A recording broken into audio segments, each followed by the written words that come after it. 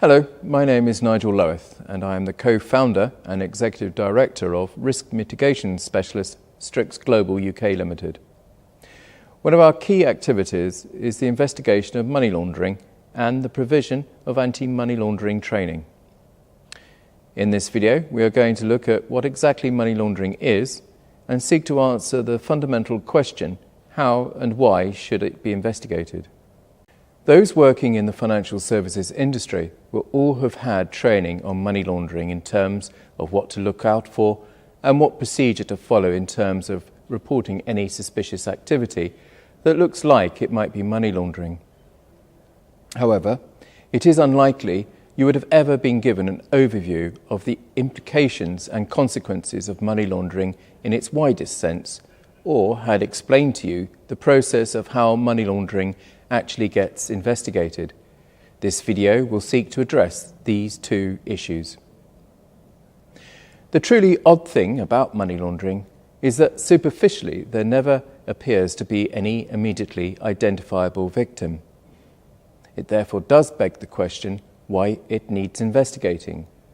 Also, as there are never any immediately identifiable victims or witnesses, you are also bound to ask, how do you actually investigate a crime like money laundering? Well, to answer these two questions, we are first going to have to understand precisely what money laundering is, who does it, and why. We need to know how it works, the scale of the problem, who is affected by money laundering, and finally, how you detect this criminal activity and investigate it. Before we go any further, there is one important thing you should know, and that is it is you who are the important ones in the war against money laundering. It is you who are the frontline troops, as it is you who are among the limited number of people in a position to actually witness any suspicious transactions at first hand, and it is therefore you who will make a difference by reporting these, and by so doing, ultimately defeat the money launderers. So, what is money laundering? There are many definitions of money laundering, but I think the best definition comes from the financial crimes expert and journalist Geoffrey Robinson.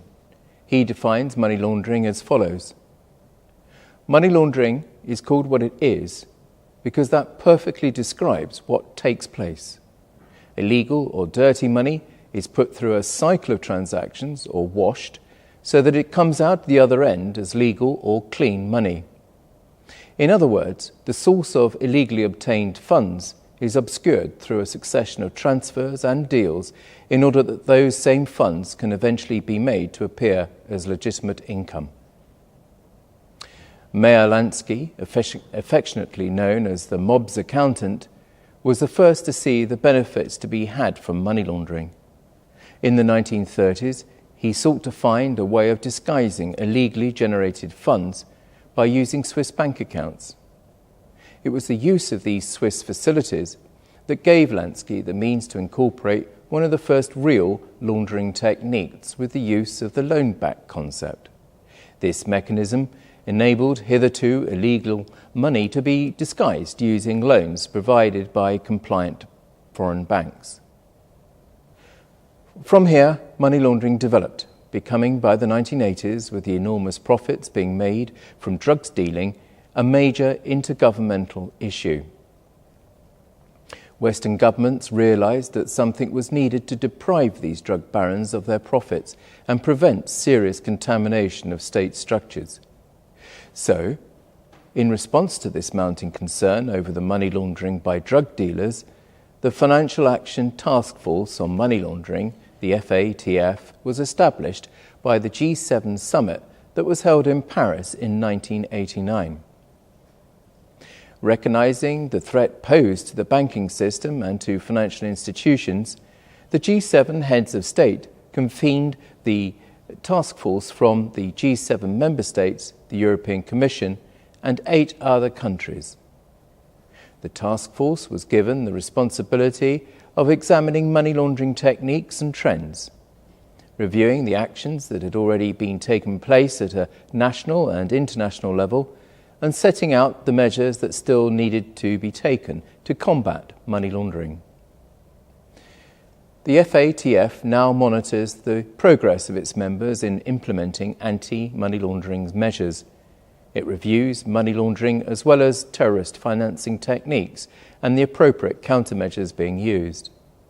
Finally, it promotes the adoption and implementation of anti-money laundering measures globally.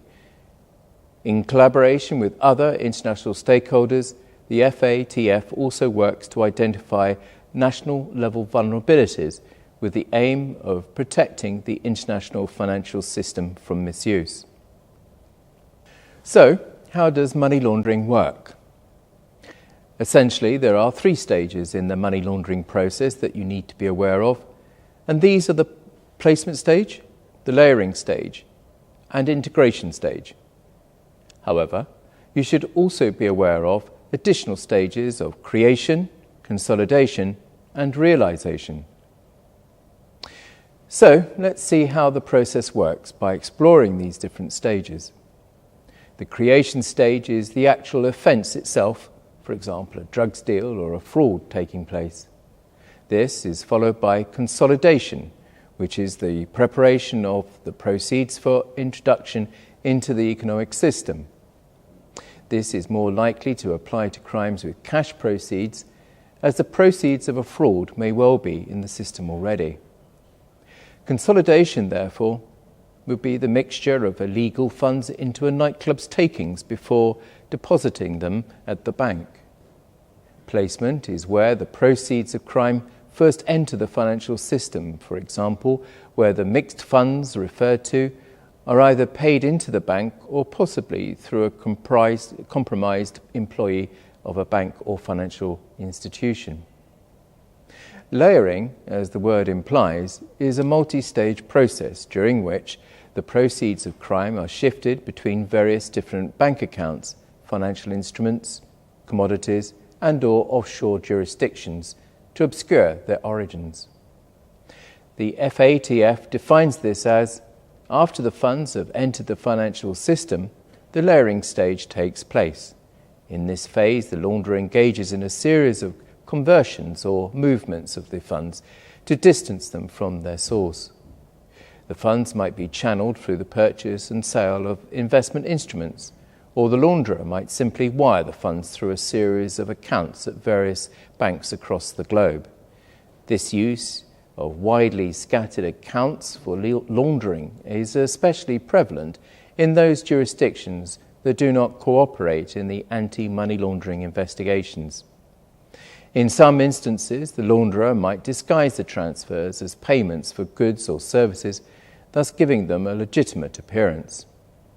Integration is the final link in the conventional money laundering chain, where the preceding links have completely obscured the criminal origin of the funds. The FATF defines this as having successfully processed his criminal profits through the first 2 phases, the money launderer then moves them to the 3rd stage, integration, in which the funds re-enter the legitimate economy. The launderer might choose to invest the funds into real estate, luxury assets, or business ventures. Sometimes people refer to a final stage called realization, which effectively is the enjoyment of the assets by the criminal when the funds can be used legitimately, i.e. buying a luxury yacht, etc. So, why investigate money laundering? This question can be answered both at a micro and a macro level. To address the first point, and put simply, money laundering allows criminals to profit from the proceeds of their crime and to finance future crime. So, by preventing the laundering of money, were it possible, a major motivation to commit crime would be removed.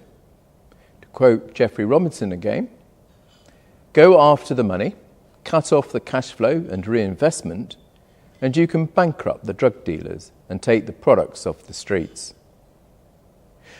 To look at the bigger picture, though, money laundering also has the ability to undermine the reputation and integrity of financial institutions, corporate entities, and business systems, to destroy local, regional and national economies and ultimately to destroy democratic systems. Examples include the following scandals, all of which were essentially money laundering operations. There was the Bank of Credit and Commerce International BCCI scandal, the Banco Ambrosiano scandal, the Enron and Iran-Contra scandals, the last two of which did considerable damage to successive US governments. To summarise, there are very powerful reasons to investigate money laundering from both the micro and macro points of view, because it allows criminals to profit from the proceeds of their crimes, it allows criminals to finance future crime, it undermines the reputation and integrity of financial institutions, corporate entities and business systems. It has the ability to destroy local, regional and national economies and ultimately to destroy democratic systems. There is a clear, therefore, public interest policy in depriving criminals of the proceeds of their crimes.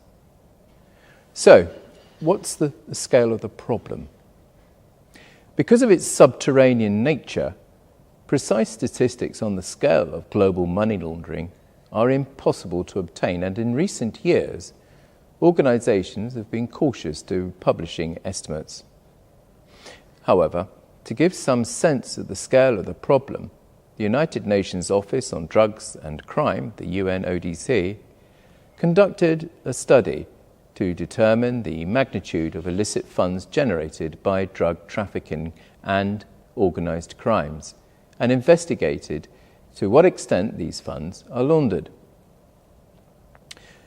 The report estimated that in 2009, criminal proceeds amounted to some 3.6% of global GDP, with 2.7% or $1.6 trillion US dollars being laundered. Put into some kind of context, that is roughly equivalent to the value of the total output of an economy the size of Spain. Reliable estimates have concluded that annually around $1,500 billion US dollars of illicit grey money requires laundering. This staggering total is a quarter of all the money circulating around the planet. Another example indicating the size of the problem was highlighted recently in Los Angeles after a survey revealed that over 3/4 of all the money flowing through the city had traces of illegal drugs, usually cocaine. Again, given the nature of money laundering, these estimates are less than scientific, but give an indication of the scale of the problem. To view this issue through the UK optic, our GDP in 2013 was approximately 1.5 trillion sterling. This would result in a figure of 30 billion sterling being laundered through the United Kingdom each year. So, what is terrorist money laundering? In many ways, terrorist financing is the reverse of traditional money laundering in that the flow of money is towards the crime rather than away from it. But nevertheless, common money laundering techniques are employed, and detection methods are also similar and compatible, albeit with some enhancements for terrorist financing. Terrorist financing is defined as the funds to sponsor or facilitate terrorist activity. The end result, therefore, is not profit. However, a terrorist group, like any other criminal organisation, builds and maintains an infrastructure to facilitate the development of sources of funding, to channel those funds to the providers of materials and/or services to the organisation. So in this case, the source of funds is in the form of donations, community solicitation, and other fundraising initiatives. Financial support may come from states and large organisations or from individuals. In addition, income is often derived from criminal activities such as kidnapping, extortion, smuggling or fraud, but may also be derived from legitimate economic activities such as diamond trading or real estate investment. The terrorist financier, therefore, will want to disguise the illegal destination of the funds while at the same time trying to maximise the revenues for the organisation being sponsored. It may be necessary to disguise the source of the funds, either because such funds have an illegal origin or because the organisation wants to preserve the continuity of the legitimate financing. In which case, the concept of money laundering may become a way of disguising the original source of funds to hide their criminal origin and cleaning the funds before the application to another criminal endeavour. Hence, the need to camouflage the source of the funds means that terrorist financing has certain similarities with traditional money laundering, namely the use of 3 stages to place, layer and integrate the funds in the international financial system. However, there is a crucial difference between traditional money laundering and terrorist financing. The monitoring of financial transactions in traditional money laundering is done in order to link the funds to a criminal act that has taken place already and to strip the criminal and any accomplices of the economic benefits of engaging in criminal behaviour. However, in terrorist financing, the investigation is done in order to prevent individuals from gaining access to funds that could finance future criminal activity, and therefore it is done in order to prevent a crime from happening. The monitoring of financial transactions with the purpose of identifying terrorist financiers, therefore, must take into account the intentions of those engaging in the financial transactions being observed. The war on terror demands a focus on connections between individuals, between organisations, and between the individuals and the organisations. The purpose is to identify those that may be financing or otherwise aiding the activities of known terrorist organisations. The case of BCCI is an example of the importance of uncovering social networks, as well as the motivations of those belonging to the networks. BCCI was a Luxembourg-based bank founded by Pakistani banker Agha Hassan Abedi. It operated in more than 73 countries worldwide, and it did business with the former Iraqi dictator Saddam Hussein, the Palestinian terrorist Abu Nadal, the Pakistani terrorist group Mujahideen, as well as Osama bin Laden. The day-to-day fight against terrorist financing, however, is done by applying financial intelligence to the behaviour, financial or otherwise, of millions of individuals. Such intelligence goes well beyond typologies of transactions, paying special attention to the individuals or organisations involved in such transactions. So now let's look at the detection and investigation of money laundering. We have answered the question why we should investigate the crime of money laundering, what it is, and the scale of the problem, etc. We now need to answer the question how we detect and investigate money laundering. Interestingly, money laundering is often detected as a result of another crime, such as fraud, taking place, and effectively tagged onto the indictment, albeit probably carrying a more severe sentence than the original crime.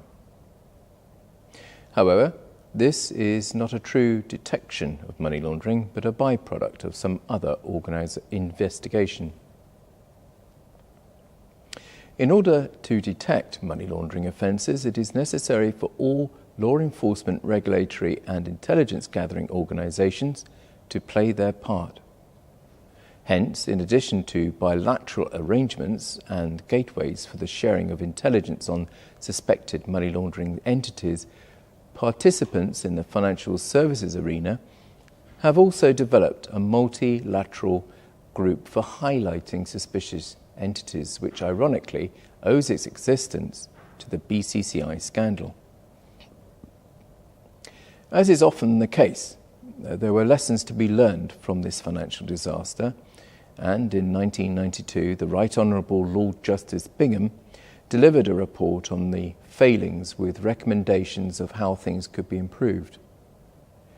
One of his findings was that the various agencies involved actually had pieces of the jigsaw which, if known about, could have prevented the collapse of the bank or caused its international wrongdoings to be detected earlier, and consequently have minimised losses to members of the public.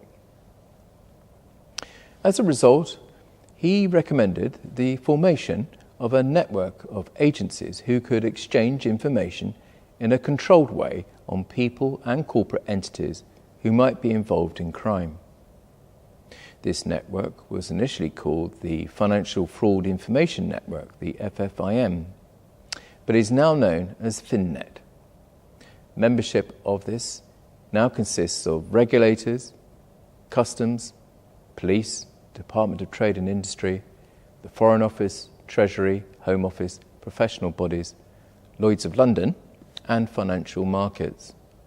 It provides a mechanism for the exchange of financial intelligence that can be developed through statutory gateways and has been a source of intelligence for detecting money laundering.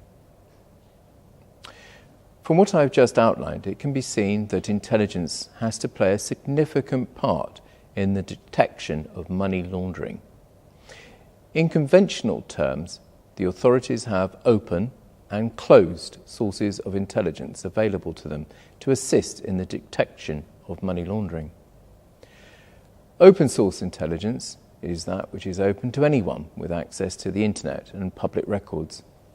In these days of freedom of information, a great deal can be discovered about individuals and corporations through these means. Closed source intelligence, most of which is only available to the authorities, includes the use of such things as phone intercepts, technical attacks or probes to bug premises, covert human intelligence sources or informants, undercover operatives and surveillance. However, as I mentioned earlier, the frontline troops in the fight against money laundering are not law enforcement or paramilitary SWAT teams, but the customer-facing staff in the financial services industry. Money laundering has been described as a subterranean crime that by its very nature is hidden from normal view so that only people who can see these tendrils moving through our financial system are those in contact with the transactions. Therefore, it is the underwriter, claims handler, or account manager who is in the best position to detect an out-of-the-ordinary or inexplicable transaction. There are mechanisms in place to deal with such suspicions when they are reported through an organisation's Money Laundering Reporting Officer, or MLRO. But if the suspect transaction is not picked up in the first place, all this is to no avail. This video has adopted the premise that money laundering is an unusual crime in that its very nature is covert and designed to be undetectable. Hence, to gather meaningful intelligence, the source must be in contact with these hidden tendrils of illegal money. Most intelligence gathering techniques do not achieve this and can only support an investigation once the initial discovery has been made. The two most effective intelligence sources are where there is contact with the funds flow and consist of staff in financial services and covert human intelligence sources or criminal informants. It is only once the tendril has been discovered that other intelligence resources can be brought to bear, and this needs to be properly managed to improve the success rate in the use of such financial intelligence. So, what actually happens in a money laundering investigation? Most of you know what signs to look out for in respect of money laundering activity, but very few, if any of you, will actually know what happens once the suspected activity has been appropriately escalated up the line and reported to the authorities. This is what happens. Upon receipt of a suspicious activity report from an organisation's Money Laundering Reporting Officer, or MLRO, the police seek to gather sufficient evidence to enable them to move to the enforcement stage. There are a series of orders available to the police specified in the Proceeds of Crime Act 2002, which are peculiar to money laundering investigations. These are production orders, which are used to compel the production of specified documents or other items in relation to a money laundering investigation. Disclosure orders, which are used to compel a named individual to answer questions, provide information, or produce documents about a money laundering investigation. There are customer information orders, which are addressed to all or specified financial institutions and compel them to disclose if they have or have had a particular customer and details thereof. There are account monitoring orders, and these are addressed to a financial institution and compel them to monitor a particular customer's account over a given period and provide reports at given intervals. It will be seen, therefore, that there are additional tools in the toolbox available for money laundering investigations which enable the police to cast their net across many financial institutions, and where a particular suspect is identified, to compel them to provide regular updates on their financial activity. Often in money laundering cases, the money trail crosses several different countries, and the police have to be familiar with the procedures for obtaining evidence in other jurisdictions. This requires early liaison with the prosecution lawyers, the CPS or SFO. Inquiries in other jurisdictions are often time-consuming, and having received evidence from a jurisdiction A, it often leads to jurisdiction B rather than immediately solving the case. When there is sufficient evidence in the hands of the police, the suspects are then arrested. So in conclusion, there can be no doubt that money laundering is an insidious global threat to individuals, businesses and governments. However, its effects are not immediate or particularly attributable, as with more conventional crimes. There is a global government-sponsored anti-money laundering organisation and draconian laws to bear down on those suspected of the offence. However, the difficulty is that by its very nature, money laundering is far from the public gaze and can only really be detected when one of its hidden tendrils comes to the attention of someone in the financial services industry, or is highlighted by a system designed to monitor suspicious transactions, or is disclosed by a criminal informant. Once this initial discovery is made, there are a variety of legal and investigative methods which can be deployed to build a case against the suspects. And for this particular crime, we have seen that the suspects can range from dealers on sink estates to lawyers and accountants at the top of their profession, again hidden from suspicion by the nature of the crime.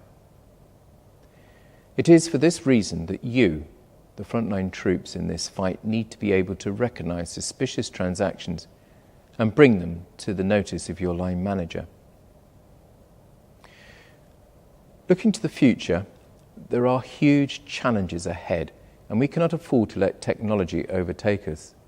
For example, the advent of e-money issuers presents a new challenge with their evident appeal to money launderers due to their lack of oversight, their multi-jurisdictional nature, and their identification procedures being open to abuse.